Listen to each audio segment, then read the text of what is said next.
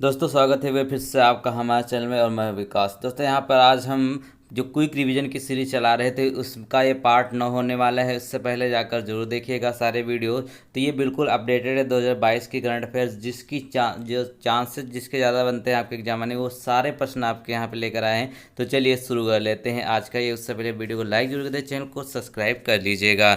ठीक है, तो चलिए शुरू कर लेते हैं। तो पहले क्वेश्चन की बात कर लेंगे, थोड़ा सा देखिएगा। तो कहते हैं कि अब हिस्ट्री के स्टार्ट करते हैं पहले, क्योंकि अभी तक करंट करें, करंट बीच में कर लेंगे। तो हड़प्पा काल का इनमें से कौन सा नगर 3 भागों में विभाजित था? ठीक है, हड़प्पा काल का एक नगर है जो 3 भागों में विभाजित है। तो याद रखें कौन सा हो जाएगा, वो हो जाएगा धौलावीरा।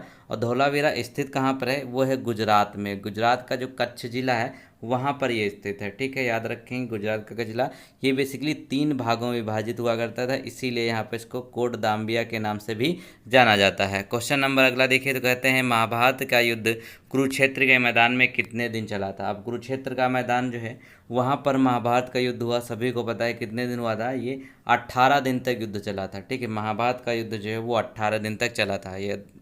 चलिए क्वेश्चन नंबर अगले में कहते हैं कि बुद्ध को परिनिर्वाण कहाँ पर प्राप्त हुआ? ठीक है, बुद्ध को, गौतम बुद्ध जो थे उनको परिनिर्वाण कहाँ प्राप्त हुआ, मतलब क्या है, उनकी जो मृत्यु हुई थी उसको परिनिर्वाण के नाम से जानते हैं। तो याद रखेंगे इसका राइट आंसर हो जाएगा कुशीनगर। कुशीनगर इसका आपका करेक्ट आंसर हो जाएगा। ये उत्तर प्रदेश में स्थित है। ठीक है, अगला क्वेश्चन कहते हैं यहाँ पर कि सम्राट अशोक का कौन सा शिलालेख कलिंग पर उनकी विजय को उल्लेख करता है या फिर उनकी विजय को दर्शाता है? ठीक है, तो सम्राट अशोक का जो शिलालेख है वो नंबर जो है वो आपका हो जाएगा यहाँ पे डी, यानी कि 13वें नंबर में जो कलिंग का युद्ध है ना उसकी विजय दिखाते हैं, क्योंकि कलिंग के युद्ध के बाद इन्होंने अपना जो पूरा युद्ध त्याग दिया था और इन्होंने बौद्ध धर्म को हासिल कर लिया था। तो 13वें शिलालेख में इसका उल्लेख मिलता है। ठीक है, 8 वर्ष बाद उन्होंने अपने शासन के 8 वर्ष बाद उस पर आक्रमण किया था। ठीक है, कलिंग के।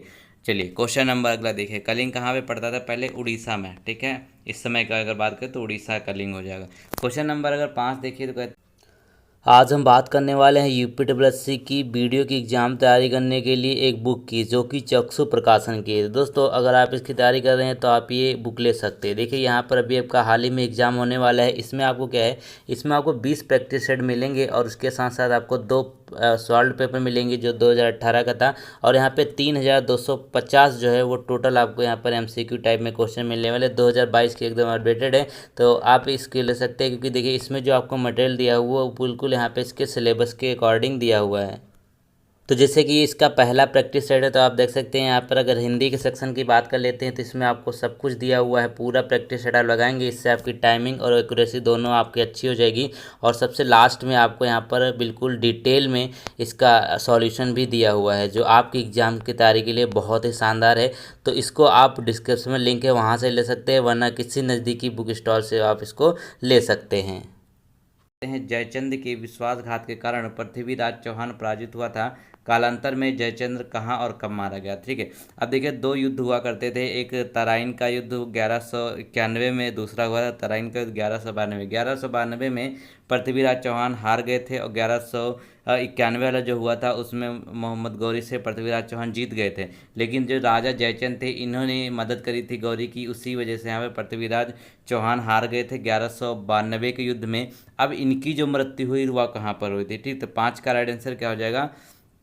ठीक है, वो हो जाएगा इनमें से कोई नहीं, यानी इनमें से कोई इसका राइट आंसर नहीं होगा। जयचंद यहाँ पर ये कब मारा गया? इनमें से कोई नहीं। ठीक है, चलिए क्वेश्चन नंबर अगला देखेंगे। तो कहते हैं यहाँ पे काकोरी संयंत्र कांड किस वर्ष हुआ था? ठीक है, जो काकोरी संयंत्र कांड ये लखनऊ के आसपास पड़ता है, एक यहाँ पे स्टेशन है। तो यहाँ पर हुआ क्या था, जो अंग्रेज ट्रेन से सारा सामान लूट कर लिए जा रहे थे तो वहाँ उसको लूटा गया था। अब ये लूटा गया था तो देखिएगा तो कब हुआ था ये? 1925 में। ठीक है, 1925 में ये कांड हुआ था। याद रखें काकोरी वाला, ऑप्शन नंबर 20 का करेक्ट होगा। अगला क्वेश्चन देखिए, तो कहते हैं गदर आंदोलन के नेता कौन थे? ठीक है, गदर आंदोलन जो है ये कहाँ पे है? याद, ये जो आंदोलन स्थापित हुआ था किसके द्वारा? लाला हरदयाल के द्वारा। ठीक है, लाला हरदयाल के द्वारा इस आंदोलन के यहाँ पे स्थापित किया गया था या फिर इसकी लगी हुई थी। ठीक है, तो दोस्तों ये हो गया आपका करेक्ट आंसर ए वाला। तो गाइस क्वेश्चन नंबर 8 में देखिएगा। तो कहते हैं यहाँ पे कि भारत छोड़ो आंदोलन या फिर अगस्त आंदोलन जो 8 अगस्त 1942 को महात्मा गांधी द्वारा तो यहाँ पर अखिल भारतीय कांग्रेस की समिति के डैश अधिवेशन में चलाया गया एक आंदोलन था। ठीक है, भारत छोड़ो आंदोलन जो है वो किस अधिवेशन में चला था? 8 अगस्त 1942, उसी की यहाँ पे बात कर रहे हैं। तो ये हो जाएगा क्या? मुंबई का। ठीक है, मुंबई में जो अधिवेशन हुआ 1942 में, उसी में ये आंदोलन चलाया गया था 8 अगस्त 1942 को, भारत छोड़ो आंदोलन या फिर अगस्त आंदोलन। ठीक है, अगला क्वेश्चन देखिएगा। अगले में कहते हैं यहाँ पे किस स्वतंत्रता सेनानी ने गांधी को पहली बार राष्ट्रपिता कहकर संबोधित किया था? ठीक है, गांधी जी को पहली बार राष्ट्रपिता कहकर संबोधित किया था। तो ये कौन से स्वतंत्रता सेनानी हो जाएंगे? तो 9 का जो राइट आंसर होगा दोस्तों वो हो जाएगा सुभाष चंद्र बोस। ठीक है, सुभाष चंद्र बोस इसका राइट आंसर हो जाएगा। इन्होंने सबसे पहले महात्मा गांधी को राष्ट्रपिता कहा था। ठीक है, ये तो बहुत ही अच्छा क्वेश्चन है। तो चलिए, ये हो गया आपका राइट आंसर। अगला क्वेश्चन देखिएगा। तो कहते हैं यहाँ पर कि 1 वाट घंटा किसके बराबर है? ठीक है, जो 1 वाट घंटा है ना, ये किसके बराबर है? तो याद रखेंगे ये आप साइंस के भी क्वेश्चन आपके एग्जाम में आने हैं। तो गए इसका जो राइट आंसर हो जाएगा यहाँ पर वो हो जाएगा 3600 जूल। ठीक है, 1 वाट घंटा जो है वो 3600 जूल के बराबर होता है। तो 27 का राइट आंसर क्या हो जाएगा? ऑप्शन नंबर डी यहाँ पर बिल्कुल करेक्ट है। मैं यहाँ ऐसे रैंडम क्वेश्चन करा रहा हूँ ना, कभी साइंस के आएंगे कभी जीके के आएंगे, तो इसमें परेशान मत होइए। तो 28 में कहा गया कि हीरा तथा ग्रेफाइट में समान क्या है? ठीक है, हीरा और ग्रेफाइट में समान क्या है? तो इसका याद रखेंगे, ये बेसिकली यहाँ पे जिसका परमाणु भार होता है ना, एटॉमिक मास जो है, ये हीरा और ग्रेफाइट में ये इसकी समान है। ठीक है, याद रखेंगे एटॉमिक मास। तो ये इसका राइट आंसर हो जाएगा। चलिए अगला क्वेश्चन देखेंगे। अगले में कहा गया कि जल में हाइड्रोजन तथा ऑक्सीजन का अनुपात डैश के अनुसार है। ठीक है, जो जल है ना, जो H2O है, इसमें हाइड्रोजन और यहाँ पर ऑक्सीजन जो है किस रेशियो में मिले हुए हैं, यानी किस रेशियो में इस कंपाउंड बनाते हैं? तो इसका राइट आंसर क्या हो जाएगा? वो हो जाएगा 1:8। ठीक है, तो हाइड्रोजन का 1 है यहाँ पर, और इसके यहाँ पर जो अनुपात रहता है ये 8 रहता है, किसका? ऑक्सीजन का रहता है। ठीक है, चलिए क्वेश्चन नंबर अब 30 में देखिए। तो कहते हैं पीडियाट्रिक्स निम्नलिखित में से किसके अध्ययन से संबंधित है? ठीक है, जो पीडियाट्रिक्स होता है ये किसके अध्ययन से संबंधित है? तो 30 का जो राइट आंसर है वो हो जाएगा यहाँ पे शिशु रोग से। ठीक है, शिशु रोग से, जो यहाँ पे बच्चों का रोग होता है, उससे संबंधित होता है पीडियाट्रिक्स। चलिए अब हिंदी के कुछ क्वेश्चन देख लेते हैं, क्योंकि 5 क्वेश्चन आपके हिंदी ग्रामर के आपके एग्जाम में आने हैं, बाकी जो है आपका 10 नंबर का पैसा जाएगा। क्वेश्चन नंबर 31 कहता है कि अभि प्लस उदय की संधि कीजिए। ठीक है, अभि प्लस उदय की जो अगर संधि करेंगे तो क्या हो जाएगा? ये अभ्युदय बनेगा। क्या बनेगा? ऑप्शन नंबर ए यहाँ पे ये अभ्युदय बनेगा। और इसमें जिसमें देखिए या बन जाता है उसको क्या कहते हैं? वो यड़ संधि होती है। तो यड़ संधि का ये उदाहरण है अभ्युदय। अगला क्वेश्चन देखिए, तो कहते हैं बर्बर का विलोम शब्द क्या है? ठीक है, जो बर्बर है इसका विलोम शब्द क्या है? तो 32 का जो राइट आंसर हो जाएगा वो हो जाएगा सभ्य। ठीक है, बर्बर का विलोम शब्द होता है सभ्य। तो ऑप्शन नंबर यहाँ पे डी इसका एकदम करेक्ट हो जाएगा। ठीक है, तो याद रखेंगे बर्बर का सभ्य होगा। क्वेश्चन नंबर अगला कहते हैं कि दुर्गा का पर्यायवाची जो है वो क्या होगा? ठीक है, दुर्गा का पर्यायवाची क्या होगा? तो दुर्गा यहाँ पर आपको देखने को मिल रहे हैं। तो दुर्गा का पर्यायवाची जो होता है वो धात्री होता है। क्या होता है? धात्री जो है ये दुर्गा का पर्यायवाची। ऑप्शन नंबर सी यहाँ पे एकदम करेक्ट हो जाएगा। ये धात्री ये दुर्गा का पर्यायवाची। अगला क्वेश्चन कहता है कि जिस स्त्री के पुत्र व पति ना हो उससे क्या कहा जाता है? ठीक है, कोई स्त्री है जिसके पुत्र भी नहीं है और उसके पति भी नहीं है, तो उसको क्या कहा जाएगा? उसको कहा जाता है यहाँ पे अवीरा। उसको क्या कहते हैं? अवीरा के नाम से उसको जाना जाता है। ऑप्शन नंबर ए यहाँ पे करेक्ट है। अगला क्वेश्चन कहता है यहाँ पे एंडिया रगड़ना मुहावरे का सही अर्थ क्या होगा? ठीक है, एंडिया रगड़ना ये मुहावरा है, तो इसके मुहावरे का सही अर्थ जो है वो क्या होगा? तो याद रखेंगे वो हो जाएगा बहुत दौड़ धूप करना। ठीक है, बहुत दौड़ धूप करना, ये क्या होगा? एंडिया मतलब बहुत मेहनत करना, बहुत दौड़ भाग करना, ये हो जाएगा। अगला क्वेश्चन कहता है यहाँ पे मल्हार अलापना मुहावरे का उचित अर्थ क्या होगा? ठीक है, जो मल्हार अलापना है ना, इस मुहावरे का जो उचित अर्थ है वो क्या हो जाएगा? 36 में इसका राइट आंसर होगा दोस्तों वो हो जाएगा आपका चैन से ज़िंदगी काटना। ठीक है, मल्हार अलापना मतलब क्या है? चैन से ज़िंदगी काटना। ठीक है, चलिए अगला क्वेश्चन देखिए यहाँ पर। तो अगले में कहते हैं शुद्ध वर्तनी का आपको चयन करना है। ठीक है, शुद्ध वर्तनी का चयन करना है। तो इसमें आप देखेंगे 4 ऑप्शन आपको दिख रहे हैं। तो इसमें देखिए शुद्ध वर्तनी में क्या होगा आपका? तो बेसिकली यहाँ पे जो आपका ऑप्शन नंबर ए देख रहे हैं ऋषि, ये सही लिखा हुआ, बाकी ये गलत है, ये गलत है, ये गलत है। तो ऋषि किस तरीके से लिखा जाता है? जैसा आपको ऑप्शन नंबर ए में देखने को मिल रहा है। अगला क्वेश्चन कहता है यहाँ पर भग्गू सेठ तो बहुत ही दुष्चरित व्यक्ति हैं। ठीक है, ये दुष्चरित जो है इसमें कहते हैं कि रेखांकित शब्द शुद्ध वर्तनी। अब दुष्चरित किस तरीके से लिखा जाएगा ये आपको देखना है। तो क्या हो जाएगा यहाँ पर ऑप्शन नंबर 38 का सी हो जाएगा। ठीक है, क्या होगा सी, यानी कि दुष्चरित इस तरीके से लिखा जाता है। तो ऑप्शन नंबर सी करेक्ट होगा। अगले क्वेश्चन की तरफ चलते हैं। अब चलिए फिर से चलते हैं यहाँ पर हम अपने जो जनरल अवेयरनेस का क्वेश्चन है, या फिर जैसे कुछ क्वेश्चन आपके आ रहे हैं रैंडम ही आ रहे हैं। तो 10 में कहते हैं कि सविनय अवज्ञा आंदोलन का मुख्य उद्देश्य क्या था। ठीक है, जो एक आंदोलन है सविनय अवज्ञा आंदोलन, इसका मुख्य उद्देश्य जो है बेसिकली वो आपको बताना है। तो जल्दी से इसका राइट, तो 10 का जो यहाँ पे राइट आंसर होगा दोस्तों वो क्या हो जाएगा आपके लिए, वो होगा आपका बी। ठीक है, ऑप्शन नंबर बी, यानी कि नमक कर के विरुद्ध इसका करेक्ट आंसर हो जाएगा। ये सविनय अवज्ञा आंदोलन का मुख्य उद्देश्य, ऑप्शन नंबर बी। ठीक है, अगला क्वेश्चन यहाँ पे कहता है ना कि भारत का मानक समय मेरिडियन कौन सा है। ठीक है, भारत का जो मानक समय मेरिडियन है ना वो कौन सा है। तो 11 की अगर बात कर लेंगे तो कितना हो जाएगा 82 डिग्री 30 मिनट। यहाँ पे जो ईस्ट देशांतर है ना ये भारत का मेरिडियन माना गया है। ठीक है, भारत का मानक समय जो मेरिडियन है कितना है 82.5 ईस्ट यहाँ देशांतर है। ठीक है, अगला क्वेश्चन देखिए यहाँ पे। तो कहते हैं 2011 की जनगणना रिपोर्ट के अनुसार निम्नलिखित में से किस राज्य में जनजातीय जनसंख्या है ही नहीं। ठीक है, अब जनजातीय जनसंख्या जहाँ पर है नहीं वो कौन सा है, तो याद रखेंगे वो हो जाएगा हरियाणा। हरियाणा जो राज्य है ना वहाँ पर कोई भी जनजाति नहीं पाई जाती है। ऑप्शन नंबर यहाँ पे एच का एकदम करेक्ट हो जाएगा। ठीक है, अगला क्वेश्चन कहता है 2011 की जनगणना के अनुसार भारत का जनसंख्या घनत्व जो है वो कितना है। ठीक है, 2011 की जनगणना की अगर बात कर लेंगे तो इसमें इसका जनसंख्या घनत्व कितना है पूरे भारत का, तो 13 का राइट आंसर होगा आपका सी वाला। ठीक है, 382 है। ठीक है, 382 इसका राइट आंसर हो जाएगा। ये भारत का जनसंख्या घनत्व है। अगला क्वेश्चन कहता है इनमें से किस महाद्वीप में सवाना घास के मैदान नहीं है। ठीक है, सवाना घास जो है वो एक मैदान है, बेसिकली घास का मैदान होता है। तो ये कौन से महाद्वीप में नहीं है। ठीक है, तो क्या होगा, अब देखिए यूरोप में भी पाया जाता है, अमेरिका में पाया जाता है, ऑस्ट्रेलिया में पाया जाता है, यूरोप में नहीं पाया जाता है। ठीक है, यूरोप में आपको सवाना के घास के मैदान देखने को नहीं मिलती हैं। अगला क्वेश्चन कहता है जो यूरोप कंट्री है, यूरोप जो महाद्वीप है बेसिकली ये जो छठा सबसे बड़ा महाद्वीप है। तो 15 का राइट आंसर क्या हो जाएगा, ये हो जाएगा सी वाला। ठीक है, 44 हो जाएंगे इसके करेक्ट आंसर। सबसे छोटा महाद्वीप कौन सा है, ऑस्ट्रेलिया है। सबसे बड़ा कौन सा, एशिया है। ठीक है, 44 देश हैं इसमें टोटल, 15 का सी करेक्ट होगा। अगला क्वेश्चन कहता है हरित क्रांति का वर्ष कब माना जाता है। ठीक है, जो हरित क्रांति है, जो ग्रीन रिवोल्यूशन है ना, इसका जो वर्ष है वो कब माना जाता है। तो 16 का राइट आंसर हो जाएगा यहाँ पे 1967 से 1990 तक। ठीक है, 1967 से लेकर के 1990 तक यहाँ पे इसको हरित क्रांति वर्ष माना जाता है। ठीक है, चलिए अगला क्वेश्चन देखेंगे। तो इसमें कहते हैं कि जो अवमूल्यन, अब 5 क्वेश्चन आपके इकोनॉमिक्स से आने हैं। ठीक है, जो अवमूल्यन है इसलिए इसका अर्थ क्या होता है। तो अवमूल्यन का जो अर्थ है वो होता है यहाँ पर कि अन्य देशों की मुद्रा की तुलना में घरेलू मुद्रा का मान कम करना। ठीक है, अब घरेलू मुद्रा का अगर मान कम करती है सरकार तो उसको क्या कहते हैं, मुद्रा का अवमूल्यन कहा जाता है। ऑप्शन नंबर सी करेक्ट है।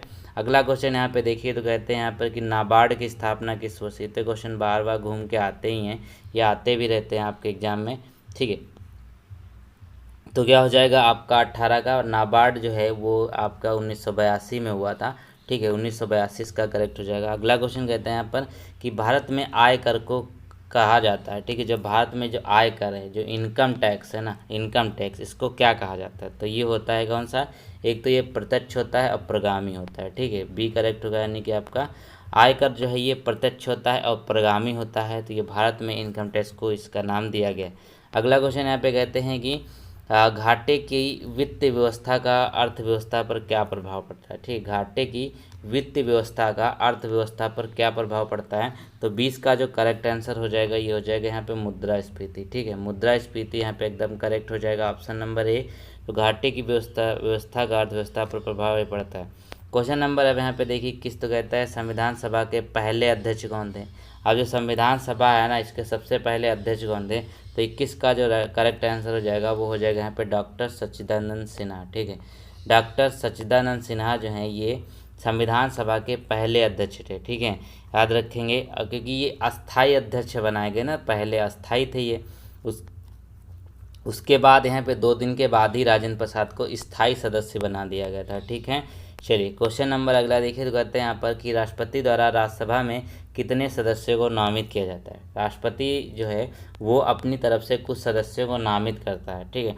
तो यही आपको बताना है। तो 22 का राइट आंसर क्या हो जाएगा, 12। टोटल 12 सदस्यों को नामित करता है राज्यसभा में राष्ट्रपति, ठीक है। राज्यसभा में राष्ट्रपति टोटल 12 सदस्यों को नामित करता है। चलिए क्वेश्चन नंबर यहाँ पे देखिए 23, तो कहते हैं प्रधानमंत्री माफ़ कीजिएगा, तो भारत में राष्ट्रपति अपना कार्यकाल पूरा होने के पहले अपना त्यागपत्र किसे सौंपेगा, ठीक है। यहाँ पे बात करें राष्ट्रपति की, तो राष्ट्रपति अपना त्यागपत्र किसे सौंपेगा, वो तो सौंपेगा यहाँ पे उपराष्ट्रपति को, ठीक है। उपराष्ट्रपति को ये सौंप सकता है। ऑप्शन नंबर बी यहाँ पे इसका करेक्ट हो जाएगा। चलिए हो गया ये। अगला क्वेश्चन यहाँ पे कहता है ना कि भारत के जो प्रथम गृह मंत्री हैं वो कौन है, ठीक है। भारत के प्रथम गृह मंत्री जो कौन थे, इस समय तो कौन है, इस समय तो राजनाथ सिंह है, ठीक है। अब लेकिन जो प्रथम बने थे वो कौन थे, तो याद रखेंगे 24 का बी हो जाएगा, यानी कि सरदार पटेल जो हैं ये यहाँ पर भारत के प्रथम गृह मंत्री बने थे। ऑप्शन नंबर 20 का करेक्ट हो जाएगा। अगला क्वेश्चन यहाँ पे देखेंगे, तो कहते हैं यहाँ पर कि उच्चतम न्यायालय की प्रथम महिला न्यायाधीश कौन थी, ठीक है। उच्चतम न्यायालय की जो प्रथम महिला न्यायाधीश हैं वो कौन हो जाएंगी, तो ये तो सभी को पता होना चाहिए कि एम फातिमा बीबी, ठीक है। एम फातिमा बीबी, यानी कि ऑप्शन नंबर ए करेक्ट होगा। ये क्या है, उच्चतम न्यायालय की प्रथम महिला न्यायाधीश हुआ करती थी। अगला क्वेश्चन देखिए यहाँ पे, तो कहते हैं कि निम्नलिखित में से कौन सी राशि का मात्रक यहाँ पर जूल नहीं है, ठीक है। कौन सी राशि का मात्रक जो है जूल नहीं है, ये आपको बताना है। तो 26 का जो करेक्ट आंसर हो जाएगा वो हो जाएगा सामर्थ्य, ठीक है। सामर्थ्य जो है इसका जूल मात्रक नहीं होता है। बाकी अगर देखें यहाँ पे कार का, उष्मा का, यांत्रिक ऊर्जा का, सबका यूनिट जो होता है वो जूल होता है, ठीक है। ये आपका करेक्ट हो जाएगा। अगला क्वेश्चन देखिए यहाँ पे, अगर 39 की बात कर लेंगे तो इसमें कहा गया कि निम्नलिखित में से शुद्ध वाक्य का चयन कीजिए, ठीक है। निम्नलिखित में से शुद्ध वाक्य का आपको चयन करना है। तो 39 जो कहता है कि राह चलते दोनों में तकरार हो गई, यही आपका करेक्ट है, ठीक है। बाकी यहाँ पे देखिए ऋचा बाजार गई, आई सो ऋचा, ये दोनों तीन से गलत हैं। आपका दूसरा यहाँ पे एकदम करेक्ट है। 40 में देखिए तो इसमें भी आपको बोला गया है कि अशुद्ध वाक्य का आपको चयन करना है, ठीक है। अशुद्ध वाक्य जो है इसका आपको चयन करना है। तो इसमें बताइए अशुद्धवाद पढ़िए तो क्या हो जाएगा। एक तो कामायनी उच्च कोटि का काव्य सही लिखा हुआ, माता पिता पूजनीय हैं, ठीक है। ये यहाँ पर आपका अशुद्ध वाक्य हो जाएगा, ठीक है। पूजनीय हैं, ठीक है। ये आपका अशुद्ध वाक्य का चयन कीजिए, ठीक है। ये यहाँ पे थोड़ा सा क्वेश्चन जो गलत है, यहाँ पे शुद्ध वाक्य लिखा होना चाहिए था, ठीक है। ये आपका गलत है, ये गलत है, ठीक है। ये आपका सही हो जाएगा, ठीक है। आपका ये जो माता पिता पूजनीय है ये आपका शुद्ध होता है, ठीक है। याद रखेंगे। चलिए ये आपका करेक्ट आंसर हो गया। अगला क्वेश्चन देखेंगे यहाँ पर। अगले क्वेश्चन में यहाँ पे चलिए देखते हैं, इंग्लिश के प्रश्नों को देख लीजिए। तो इंग्लिश में यहाँ पे देखिए क्वेश्चन नंबर यहाँ पे 41 की बात कर लेंगे। इसमें आपको एरर ढूंढना है। तो इसमें कहा गया कि due to the snow the marks was unrecognisable, ठीक है। तो ये यहाँ पे बोला गया, तो इसमें गलत क्या है, इसमें होगा यहाँ पे मार्क्स वाज, यहाँ पे जो आपका है ना इसके स्थान पर वेयर होगा, क्योंकि मार्क्स जो है यहाँ पे प्लूरल है। अब प्लूरल है तो यहाँ पे देखिए सिंगुलर नहीं लगेगा, तो यहाँ पे क्या लगेगा, वर लगेगा, वेयर लगेगा, ठीक है। ऑप्शन नंबर यहाँ पे क्या होगा, ये आपका यहाँ पे गलत हो जाएगा, सी सही हो जाएगा, ठीक है। अगला क्वेश्चन कहते हैं यहाँ पे needlessly to say we need more environmentalist on this planet, ये बोला गया है। तो 42 का यहाँ पे करेक्ट क्या हो जाएगा, ये नीडलेसली की जगह पे नीडलेस हो जाएगा, ठीक है। क्या नीडलेसली नहीं होगा यहाँ पर, तो इसकी जगह पे क्या हो जाएगी, यहाँ पे नीडलेस हो जाएगा, ठीक है। तो ये आपका करेक्ट हो जाएगा यहाँ पर। क्वेश्चन नंबर 43 देखिए, तो यहाँ पे कहते हैं आपको एक फिल करना है, ठीक है, फिलर से ये। तो इसमें क्या हो जाएगा, तो good reading dash the sense of liberal educated mind, ठीक है। तो अच्छी अगर आप पढ़ाएंगे, गुड रीडिंग जो होती है वो रिफ्लेक्ट करता है, ठीक, क्या हो जाएगा यहाँ पे सी। तो रिफ्लेक्ट्स यहाँ पे बिल्कुल सही बैठेगा। तो good reading reflect the sense of liberal education mind, ठीक है। चलिए अगला क्वेश्चन देखिए यहाँ पर। तो अब यहाँ पे दो आपको फ्रेज दिए हुए हैं, ठीक है। यहाँ पे इसको इडियम फ्रेज हैं। तो 44 में कहा गया आ वाइल्ड गूज चेज, ठीक है। आ वाइल्ड गूज चेज का जो मतलब है वो क्या होगा, तो 44 का राइट आंसर क्या हो जाएगा, वो हो जाएगा अनलेस सर्च, ठीक है। अनलेस सर्च हो जाएगा यहाँ पर, ये वाइल्ड गूज चेज की करेक्ट होगा। अगला क्वेश्चन यहाँ पे कहता है कि NX टू ग्राइंड, ठीक है। NX टू ग्राइंड, इसका क्या मतलब होगा, इसका मतलब होगा अपना उल्लू सीधा करना। तो क्या हो जाएगा यहाँ पे, ये हो जाएगा आपका सी वाला, यानी कि to have a selfish motive, ठीक है। To have a selfish motive यहाँ से एकदम करेक्ट हो जाएगा कि नहीं हो जाएगा, बिल्कुल हो जाएगा। तो चलिए अगले क्वेश्चन की तरफ चलते हैं। अब यहाँ पे कुछ और क्वेश्चन देख रहे हैं जो आपके बहुत इंपॉर्टेंट है, बेसिकली जनरल वाले। तो घूमर लोक नृत्य जो है कहाँ गए, तो सभी को पता होना चाहिए। जो घूमर है वो तो आप सभी जानते हैं कहाँ गए, वो राजस्थान का है। ठीक है, घूमर जो है वो राजस्थान का, ऑप्शन नंबर बी यहाँ पे एकदम करेक्ट हो जाएगा। अगला क्वेश्चन देखेंगे तो कहते हैं कि बिनसर का जंगल भारत के किस प्रदेश या केंद्र शासित क्षेत्र में अवस्थित है। ठीक है, जो बिनसर है ना, बिनसर का जंगल कहाँ पर स्थित है, तो 57 का राइट आंसर हो जाएगा यहाँ पे उत्तराखंड में। ठीक है, बिनसर का जंगल जो है वो उत्तराखंड में अवस्थित है, ऑप्शन नंबर डी इसका एकदम करेक्ट हो जाएगा। चलिए अगला क्वेश्चन देखिएगा तो कहते हैं लाल बहादुर शास्त्री स्टेडियम जो है स्थित है कहाँ पर है। ठीक है, लाल बहादुर शास्त्री स्टेडियम कहाँ पर स्थित है, तो 58 का जो राइट आंसर है वो क्या हो जाएगा। ठीक है, तो ये हो जाएगा आपके लिए यहाँ पे बी, हैदराबाद में है लाल बहादुर शास्त्री स्टेडियम। ठीक है, कहाँ पे, हैदराबाद में है। अगला क्वेश्चन देखेंगे यहाँ पे तो कहते हैं त्रिपुरा को पूर्ण राज्य का दर्जा कब मिला। ठीक है, जो त्रिपुरा है इसको पूर्ण राज्य का दर्जा कब मिला है, तो 59 का राइट आंसर क्या होगा, वो हो जाएगा यहाँ पे बी, यानी 1972 इसका करेक्ट हो जाएगा। ठीक है, बी यहाँ पे एकदम करेक्ट हो जाएगा, 1972। अगला क्वेश्चन कहते हैं यहाँ पे कि सिपकिला दर्रा हिमालय की किस घाटी में स्थित है। ठीक है, सिपकिला दर्रा जो है ये हिमालय की किस घाटी में स्थित है, तो 60 का जो राइट आंसर है ना वो हो जाएगा आपका सतलज घाटी। ये कहाँ पे, सतलज घाटी में स्थित है ये। ठीक है, याद रखेंगे, ऑप्शन नंबर डी। अगला क्वेश्चन देखिए, क्वेश्चन नंबर जो 90 कहता है कि भारतीय राष्ट्रीय महिला दिवस कब मनाया गया। ठीक है, भारतीय राष्ट्रीय महिला दिवस जो वो कब मनाया जाता है, तो इसका राइट आंसर क्या हो जाएगा, ये तो बहुत ही आसान है क्योंकि ये डी हो जाएगा, क्योंकि 13 फरवरी को हम भारतीय राष्ट्रीय महिला दिवस के रूप में मनाते हैं, क्योंकि इस दिन क्या हुआ था, सरोजनी नायडू का जन्मदिवस मनाया जाता है। इसका सरोजनी नायडू जी का जन्मदिवस मनाया जाता है। ठीक है, अगला क्वेश्चन देखिए तो कहते हैं दुनिया का सबसे बड़ा पवन ऊर्जा संयंत्र कहाँ पर स्थापित किया जाएगा। ठीक है, दुनिया का सबसे बड़ा जो पवन ऊर्जा संयंत्र है वो कहाँ पर स्थापित होगा, तो इसका राइट आंसर हो जाएगा दक्षिण कोरिया में। ठीक है, दक्षिण कोरिया में दुनिया का सबसे बड़ा पवन ऊर्जा संयंत्र स्थापित किया जा रहा है। अगला क्वेश्चन यहाँ पे जो कहता है कि विजयनगर को 31वां जिला घोषित किया गया।